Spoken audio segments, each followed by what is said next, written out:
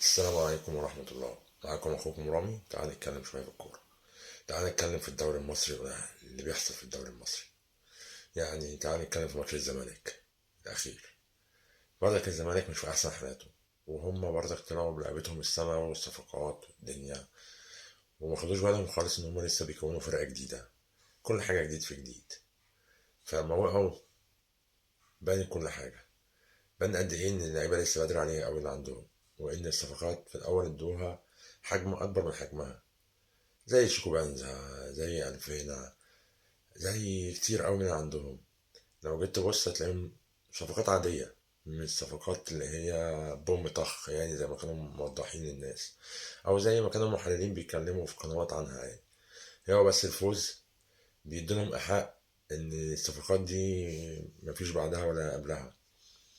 بس الحقيقة إن كلها صفقات عادية من وجهة نظري خالص، ومفيش حد فيهم ثبت أي حاجة. يعني واحد زي شيكو بانزا ده أنا شايفه يعني قليل قوي. كل اللي عنده ان هو سريع بس، وبيعرف يكسب الجمهور شويه، او بيعرف يعمل شو.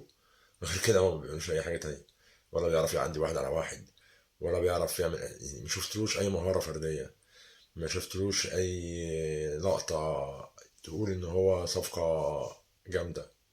لسه بدري قوي. اللعيبه بتاعت الزمالك كلها كانت في الماتش الاخير برضك مش موجوده. الدفاع مش موجود، الهجوم مش موجود، نص الملعب مش موجود. لما فرقة لعبت عليهم كورة زي دجلة، عرفوا ان هما ازاي يوقفوهم، ازاي يخلوهم مش موجودين في الملعب. الظاهر ان احنا هنشوف دوري غريب السنة دي، لان لغاية دلوقتي كل الفرق الكبيرة مفيش ليها اي وجود. مش هقول بقى الزمالك بس، لا، الزمالك وبيراميدز والاهلي، كل الفرق السنة دي الكبيرة مش موجودة، لسه ما حضرتش، لسه ما جاتش الدوري. يعني بيراميدز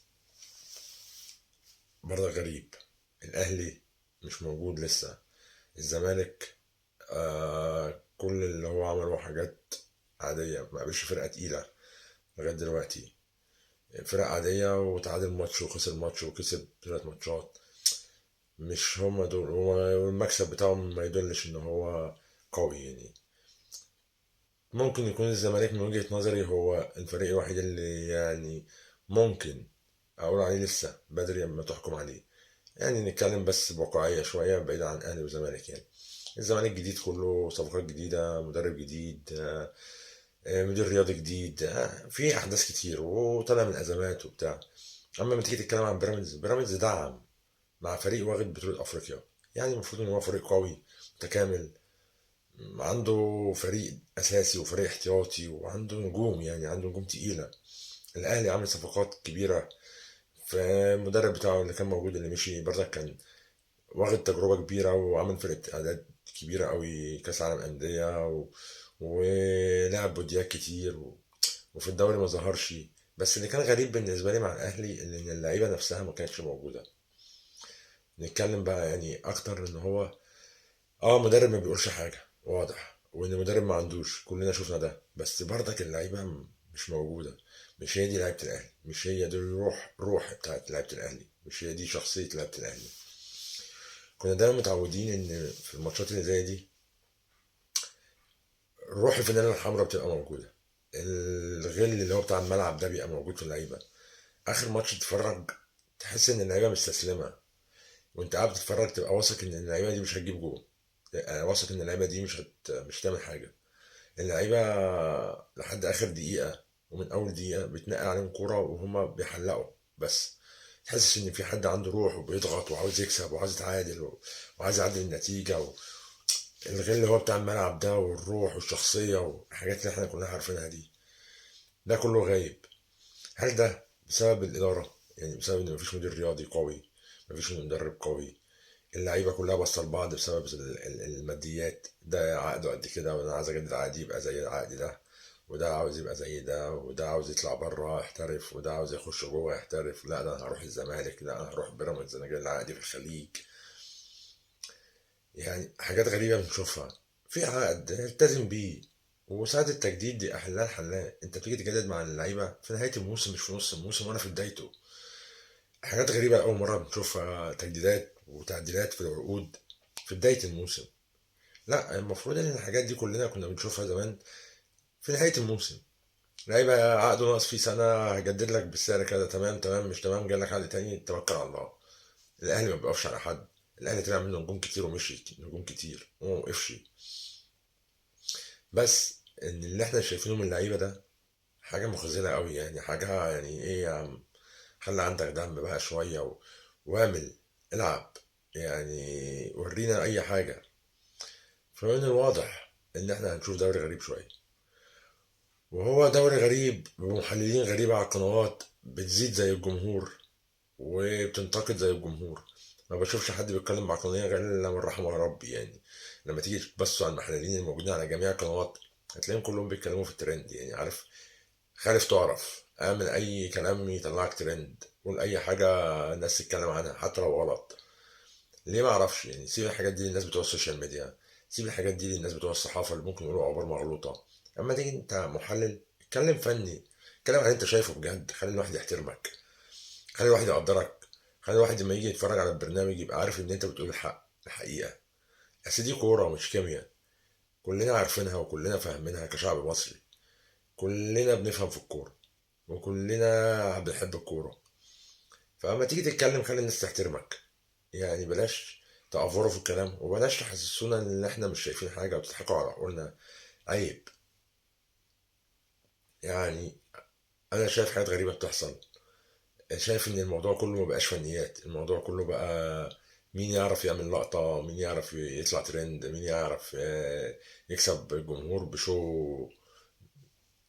مش شايف اي حد بيتكلم في فنيات، او بيقول اللعيب ده مثلا ينفع يعمل ايه وما ينفعش يعمل ايه، او فنياته ايه، او يعني اساسيات اللعب عنده ايه. لعيبه كتير لو جيت تبص في الدوري المصري هتلاقي ان هي ما تستحقش حتى تلعب كوره. مش هقول لك تاخد الفلوس اللي هي بتاخدها دي، بعيدا عن الفلوس لان دي ارزاق ماليش دعوه بيها يعني. انا بتكلم على لعبه الكوره نفسها. تبص تقول يعني هو ازاي بيلعب في النادي ده؟ في لعيبه احسن منه بكتير او لعيبه زيه كتير قوي في الدوري موجوده وكلها شبه بعض. يعني لو تيجي تبص على قائمه المنتخب مفيش حد فيها، يعني انا من وجهه نظري انا مفيش حد فيها عمل حاجه لحد دلوقتي يستاهل ينضم للمنتخب. يمكن في لعيبه تستحق عن اللعيبه اللي انضمت للمنتخب الكابتن حسام انها تنضم، وفي اسامي غريبه قوي مضمومه كلنا عارفين. يعني وجهه النظر فيها اللي هو يعني انت جبت منين يعني الثقه فيه قوي لدرجه انك تضم المنتخب، هيروح يشارك في تصفيات كاس عالم وهتاخدوا معاك افريقيا وهتاخدوا معاك كاس عالم. مش عارف هو الاختيار بيبقى على انهي اساس. بس يعني من الواضح اللي احنا هنشوف يعني الفرقة اللي واخدها الكابتن حلمي طولان يلعب المنتخب المصري التاني اللي هو المنتخب اللي هيلعب الدورة العربية، البطولة العربية، أفضل بكتير قوي من الفرقة اللي مع الكابتن حسام حسن، اللي يعني كلنا علينا تحفظ عليها، كلنا لينا تحفظ عليها. لأن من الواضح إن هي مختار الناس اللي يعرفها بس الناس اللي لعبت معاها قبل كده. اما بقى مين عمل ايه او مين لعب ايه او مين مستواه ايه، لا هو ما اختارش على الاساس ده. وبيتهيألي كلنا متفقين على وجهة النظر دي، ان هو الاختيار المرة دي ما كانش على اي مستوى.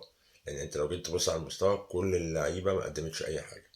بعد 5 جولات من الدوري المصري مفيش اي لعيب قدم اي اوراق تعتمد ان هو ينضم للمنتخب، غير ان هو كان بيلعب في المنتخب قبل كده او انضم للمنتخب قبل كده، يعني بمعنى اصح. فامور غريبة بتحصل في الدوري المصري، امور غريبة بتحصل خارج المستطيل الأخضر، من ناحية الإدارات ومن ناحية المحللين والناس اللي بتتكلم في الكورة. مش عارفين الدنيا رايحة فين. هل دلوقتي بقى مطلوب إن احنا نقعد نطبل لده ونتكلم لده عشان مصلحة خاصة؟ من الواضح إن هي ماشية كلها مصالح خاصة بس.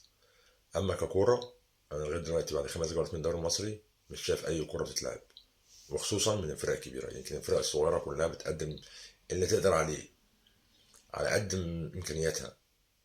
اما تيجي تبص للفرق الكبيره اللي هي المفروض بتنافس على الدوري، ولا فرقه قدمت اي حاجه، ولا فرقه قدمت اي حاجه حرفيا.